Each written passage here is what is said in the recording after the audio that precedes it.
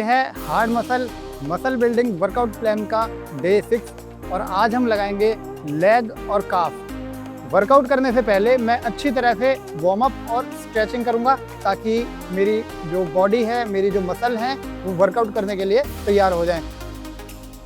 अच्छा, मैंने ना जिम में एक चीज़ नोटिस करी है। मैं देखता हूँ कुछ लोग ऐसे होते हैं जिनके मसल ठीक ठाक हैं, उन्हें देखने से लगता है कि भाई हाँ 3-4 साल उन्हें वर्कआउट करते हुए हो गए, और वे ना वर्कआउट से पहले स्ट्रेचिंग नहीं करते। और जब हम उनसे पूछते हैं कि भाई आप स्ट्रेचिंग क्यों नहीं करते, क्या आपको पता है इसके बेनिफिट क्या हैं और क्या स्ट्रेचिंग न करने से नुकसान हो सकते हैं, तो वे लैक ऑफ एजुकेशन की वजह से बोलते हैं कि क्या होता है स्ट्रेचिंग करने से। उल्टा हमसे क्वेश्चन करते हैं कि कोई फ़ायदा नहीं है स्ट्रेचिंग करने का, आप डायरेक्ट वार्म अप करो और वर्कआउट अपना स्टार्ट कर दो। वैसे इन लोगों को समझाने का कोई फ़ायदा नहीं है, भगवान ना करे, पर कभी कोई इंजरी हो गई मसल में या टेंडन में तो आपको पता चल जाएगा कि मोबिलिटी और फ्लेक्सिबिलिटी कितनी ज़्यादा ज़रूरी है।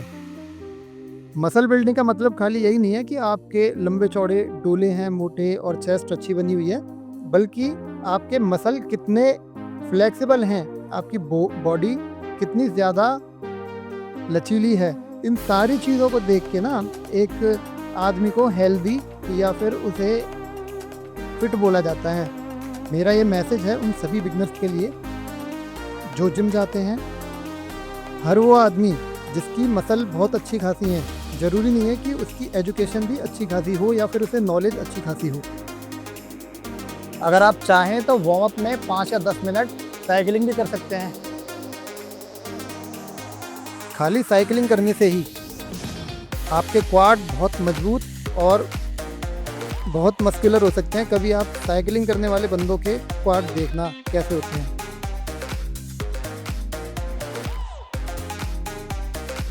वार्म अप एक्सरसाइज में ही मैं लगाऊंगा बॉडी वेट स्क्वाट, और इसकी पोजीशन आपको ऐसे रखनी है कि अपने शोल्डर की जो चौड़ाई है उसके बराबर अपने लेग्स को रखें, थोड़ा सा बाहर आउटसाइड करके रखें, और ध्यान रखें जो आपका नी है वो टो के बाहर ना जाए।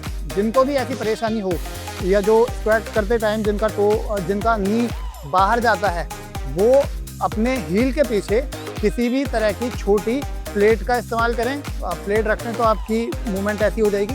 हाँ, स्क्वाट करने की बहुत सारी पोजीशन होती हैं, सुमो स्क्वाट भी लगाई जाती हैं और क्लोज लेग स्क्वाट भी लगाई जाती हैं, और जो पहलवानी वाली बैठक है उसमें आपको नी बाहर की तरफ लेके जाना होता है, लेकिन उसमें अगेन आपका हील उठता है प्रॉपर, लाइक दिस, देखिए ये। और इसमें हमें डीप स्क्वाट नहीं करनी होती, यहाँ पे हम साइंटिफिक तरीके से स्क्वाट कर रहे हैं।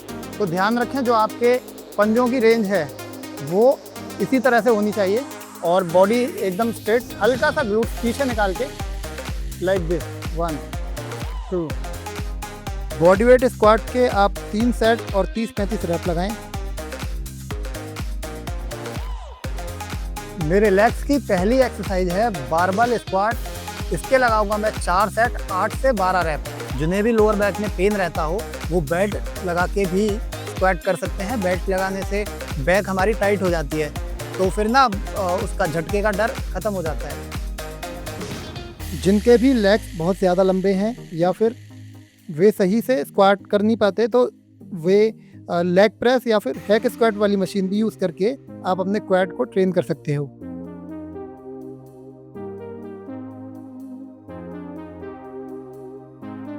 मेरा लेग का अगला वर्कआउट है लेग प्रेस, और इसे हम वाइड आउट एंगल करेंगे, ऐसे थोड़ा सा वाइड करके, ताकि क्वाड के साथ साथ हमारी जो एडक्टर मसल्स हैं उन पे भी हम लोड डाल सकें और उन्हें भी ट्रेन कर सकें। अब नॉर्मल हम लेग प्रेस अगर कोई स्क्वाट नहीं करता तो इस पोजीशन में करते हैं, और इसकी भी 3 मूवमेंट हैं। इसे ऐसे भी करेंगे तो हमारे जो ग्लूट्स हैं और हैमस्ट्रिंग है उन पे लोड पड़ेगा, लेकिन यहाँ हम कर रहे हैं वाइड आउट एंगल। अपने टोस को बाहर करके रखें, थोड़ा वेट अपने हिसाब से, अपनी कैपेसिटी के हिसाब से वेट लगाएं। लेग प्रेस के आपको 3 सेट 8 से 10 रैप लगाने हैं।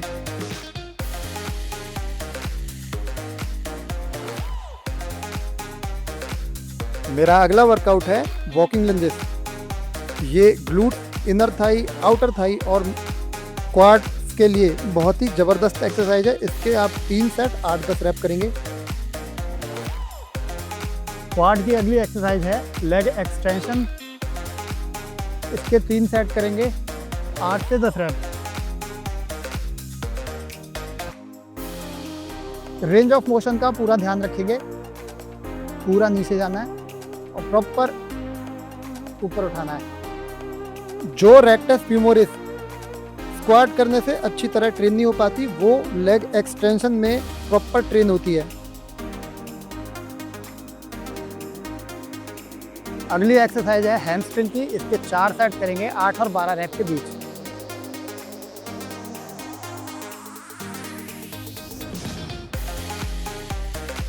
हमें हमेशा क्वालिटी ऑफ वर्कआउट पे ध्यान देना है, न कि क्वांटिटी ऑफ वर्कआउट पे।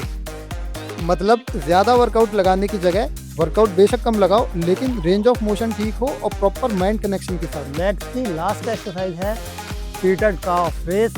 अगर आप चाहें तो इसे आप खड़े होकर भी स्टैंडिंग काफ रेस भी कर सकते हैं, या फिर लेग प्रेस वाली मशीन पे भी ये हो जाती है। तो इसके भी 4 सेट करेंगे 15-20 रैप के बीच में।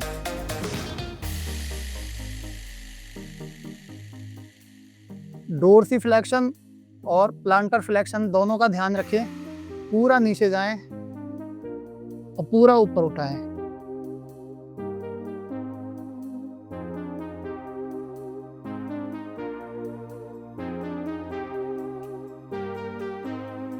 यहाँ पे लेग और काफ का वर्कआउट कंप्लीट होता है। अब हम लगाएंगे एब्स। एब्डोमेन के अंदर हम मिक्स एब्स की एक्सरसाइज लगाएंगे, जिसमें 1-2 set leg raise, 1-2 set crunches, 1-2 set reverse crunches, 1-2 set alternate leg raise, 1-2 set side toe touch और एंड में करेंगे हम प्लैंक।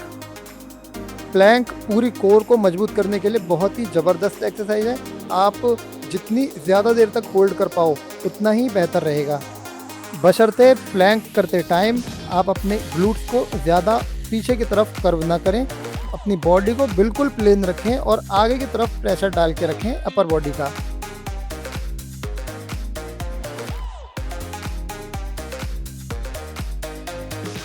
मेरा वर्कआउट फिनिश हो चुका है। तो ये था दोस्तों hard muscle building workout plan का डे 6। आज इस साइकिल को यहीं पे फिनिश करते हैं। और जो भी लोग अच्छी क्वालिटी की मसल गेन करना चाहते हैं या फिर मसल की डेफिनेशन बहुत अच्छी बनाना चाहते हैं, वो कम से कम 10 से 12 वीक इस शेड्यूल को फॉलो करें, तो आपको बहुत ही ज़बरदस्त रिजल्ट मिलेंगे। बट एक बात ध्यान रखनी है, ज़्यादा वेट लगाने के चक्कर में या बहुत जल्दी मसल गेन करने के चक्कर में रेंज ऑफ मोशन को ख़राब ना करें। उतना ही वेट लगाएं जितना कि आपकी कैपेसिटी हो। हाँ, अगर 10-12 रैप से फालतू निकल रहे हैं तो डेफिनेटली आप वेट इंक्रीज करते रहें धीरे धीरे। इससे आप धीरे धीरे पावर भी गेन करेंगे, आपकी स्ट्रेंथ बनेगी और मसल बिल्ड भी होगी। मिलते हैं अगले किसी वर्कआउट के शेड्यूल में या फिर किसी डाइट के शेड्यूल में या फिर आयुर्वेद के किसी टॉपिक के ऊपर। आपको ये वीडियो कैसी लगी कमेंट करके ज़रूर लिखें। और हाँ दोस्तों, मैं आप सभी के लिए वीडियो बनाता हूँ, तो आपसे ये रिक्वेस्ट है कि मेरे चैनल को लाइक करें, शेयर करें, कमेंट करें और ज़्यादा से ज़्यादा सब्सक्राइब करें और कराएं। आप सभी का धन्यवाद।